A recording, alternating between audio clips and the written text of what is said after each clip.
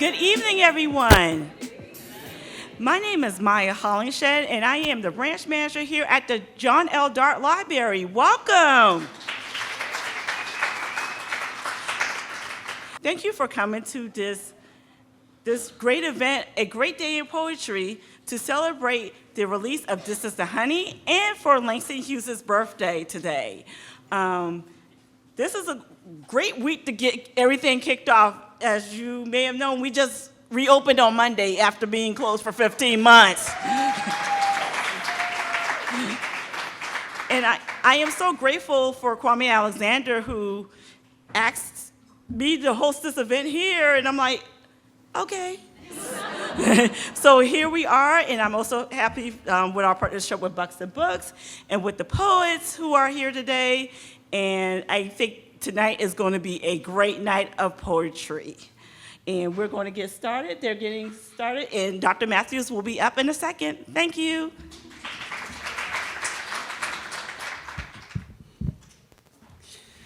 Whispers on the wave. Whispers on the wave say, daughter. When I asked God why take me through such troubled water, he said, 'cause your enemies can't swim. Connections in the dirt mirror our skin. Whispers on the wave say, daughter. Connections in the drum order our step. Whispers on the wave say, daughter. A man in yoke benefits nothing. A woman enchained by waist, by wrist, by ankle is never grateful. A child with a story on the heart is never forgetful. Banned books never stop the telling. Bound feet never stop the running. Bedazzled revision never outshines the truth. A child with a story on her heart is a child that knows her own name. What happens to a dream deferred? It boils the blood like indigo, shakes the soul like rice, salts the tongue like ocean, then in simple rebellious motion reinvents itself as feathered beast to go back and fetch everything. Ancestors riding on the left wing, descendants on the right. Our people's bones became stepping stones, so now we walk on water. And now you're reckoning with a daughter who knows the story, who is the story. We claim the story. We heal, we shield, we build, we bold, and we hold. We've always told the story. I am still here. Through the tale of all tales, my history, the holiest of grails, and this lioness shall be historian. Connected through the dirt, connected through the drum, anchored in our story, protected through troubled water, whispers on the wave say, daughter. Thank you. Good evening and welcome, everyone. For those that may have missed the cues, I am Dr. Tonya Mathews, President and CEO of the International African American Museum. And tonight I get to sit in the personality that most confused my daddy as a poet in that space. So that was the piece that I wrote that I was honored to have included in this collection that we are seeing for the first time here in Charleston on a great day in poetry. It is a great day in poetry because on February 1st, some time ago, Langston Hughes was brought into the space. And of course, he has left an indelible mark on everything. But it is an even greater day because the legacy continues. And we have this amazing group of poets and poetesses and writers, philosophers, truth and soothsayers to welcome this book into existence here in Charleston. Of course, many, many thanks goes to libraries, the salt of the earth, museums, big sisters. It is the start of the second month of the year, and if this is your first time in a library since 2024 started, you are overdue. Support and go to the libraries. We are brought here this evening by Buxton Books, one of our own local independently owned and operated bookstores. And it is the second month of the year, so if you haven't been into a bookstore lately, you are overdue. I'd say the same thing about my museum, but I know you've all been there already several times. Looking forward to seeing you again. We are very excited to have this anthology. This was put together by our dear friend and inspiration, Mr. Kwame Alexander. who is known for his many, many works. His poetry is also in this book, and this collection was inspired for him, and I'm glad that he brought this to us. He's not here because he has grand ideas, and these great days of poetry are happening simultaneously right now in other bookstores across the country, so it's a bit of divide and conquer, but I will say South Carolina has the best. So we are here with that. So I'm going to begin bringing up our poets one by one with a brief introduction, and then they're going to read a couple of pieces for you this evening. I do also want to note that the books are available for purchase. So keep that in mind. We had a wonderful time doing the signing production line. It was like working at a Ford Motor Company factory. It was amazing. So each of the books that you purchase this evening will have been signed by all of the poets present here this evening. And so that is a wonderful limited opportunity treat. So our first poem of the evening is going to be brought to us by Sister Joanna Crowell. She is the founder of Ascension Theater and the Women Writing from Experience Workshop series. She may have by far one of the best presentations. She has been a professional actress for over 20 years. Sounds a little unfair there. At the age of 34, with a 9-year-old baby, 9-week-old. I'm sorry, I must have just blocked that part out. A 9-week-old baby in tow, she returned to university and to her native country of Canada, we still love you, in quest of incorporating more effectively women's issues, social justice, and peace into her performance art. She is the author of a book of poems called I Ate a Rainbow for Breakfast, and the play AWOL, A Soldier's Journey, produced by the Pure Theater in 2011. Please help me welcome to the microphone, Miss Joanna Crowell.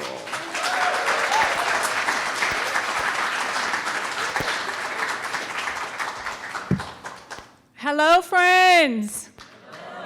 Thank you so much, Dr. Williams. You are absolutely amazing. The work that you did at the International African American Museum is just breathtaking, awesome. Please go, like she said, often. I plan to. I just want to say before I start that my book of poems, I Ate a Rainbow for Breakfast, was published with Kwame Alexander. He helped me publish this book in 2012. Audre Lorde, Black feminist, one of my sheroes, writer, poet, activist, says that poetry is not a luxury. And when I put these poems together, poetry was not a luxury for me. It saved me. Poetry is why and how I was able to raise a son as a single mother for 19 years. It's these poems that allowed me to do that. And while I did it, I didn't write as much poetry, and I didn't perform as much poetry. And my son is now 19, and I just launched him out into the world. He is at DePaul studying animation in Chicago. And so now I can be here with you. I do not know my history. I do not know my history. My story is still being written. My story is still being spoken. My story is a subject in process, a subject emerging from the object my great-great-grandmother was branded to be. This is not my story. I attempt to read jumbled letters, but words elude me, block a visual field, slip out from sieve fingers like sand falling one ancient grain at a time. Disintegrated, broken up, mixing with earth, like slate, your words are layered, hard, unfamiliar to me. My tongue cannot wrap around, my mind tangled, my soul unstirred. In your words, my soul is a myth. And now that I believe, you tell me God is dead. This is not my story. I do not recognize me within the yellowing pages of those books.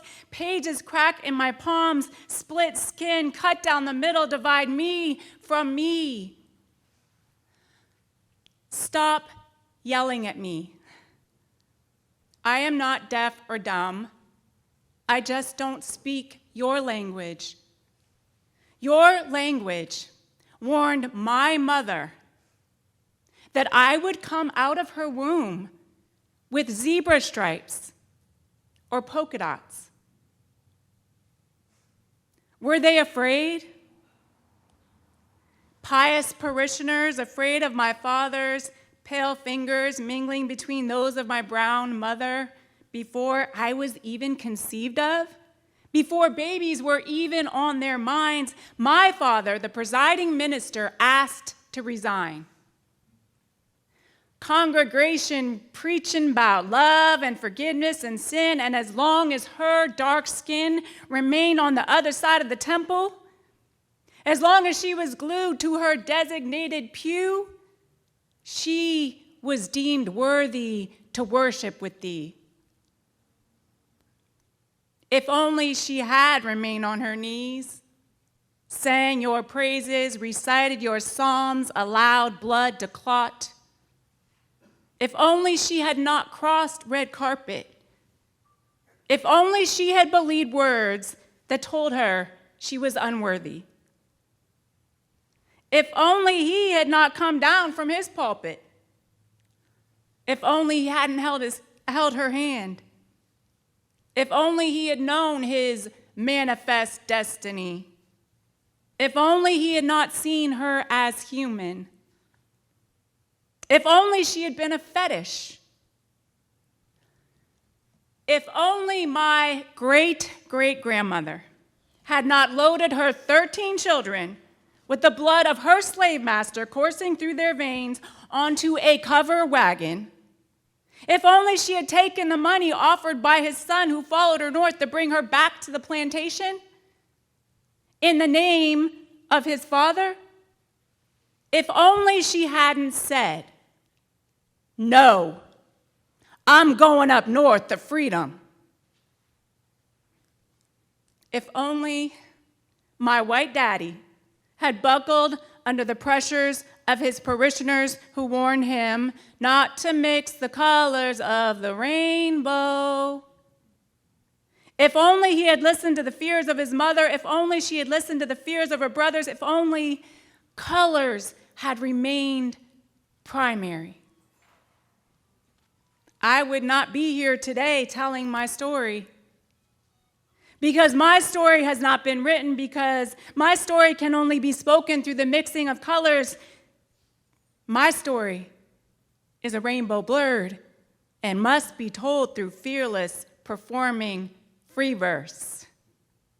My story is a poem, and it is peacock gold, sunset orange, lemongrass green, transatlantic slave trade blue, soft clay red, starlit black. My story is a blurred rainbow. If you listen closely and dare to venture beyond your borders, you just might find your color in my mix.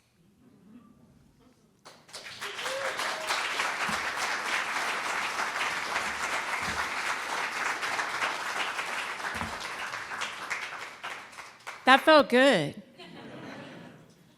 I haven't done that in a while. I'm going to read one more poem, and this is the poem that is in This Is the Honey, with all of these other phenomenal authors, poets, activists, humans. I'm honored. So this poem came about when a new male friend knew that I was into poetry. I went to poetry readings, I wrote, and he asked me casually, "What do you do with your poems?" And I replied, "I play with them. I fight with them. I flirt with them. I avert from them. I dress up for them. I am stripped down by them. I skinny dip into them. I dance naked on them. Yeah, I even get jiggy with them. I sing the blues out of them. I pour the joy back into them. I open my French doors for them. I abstain from them. I get wet waiting for them. I am a drunken fool for them. I take 12 steps toward them. I am sobered by them. I carve them. I chip away at them. I get into the grooves of them. I smooth my surfaces with them.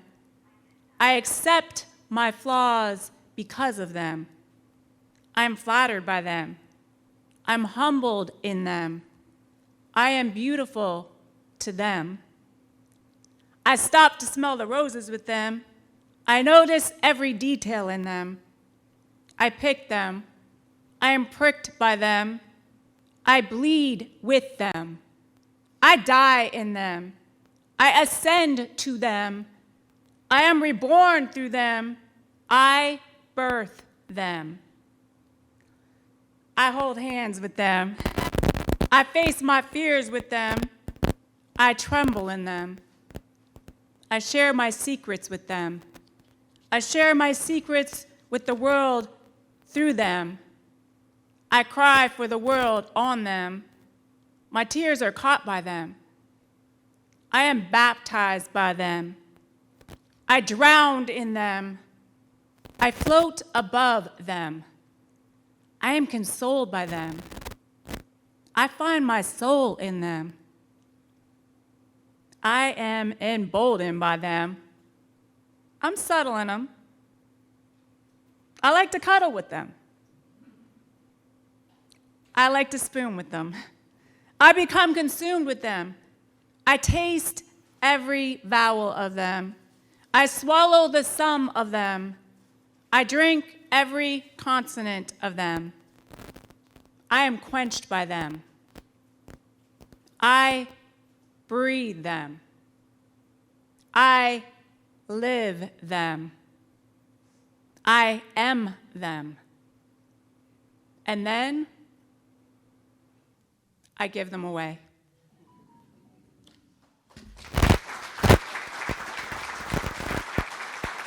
Thank you.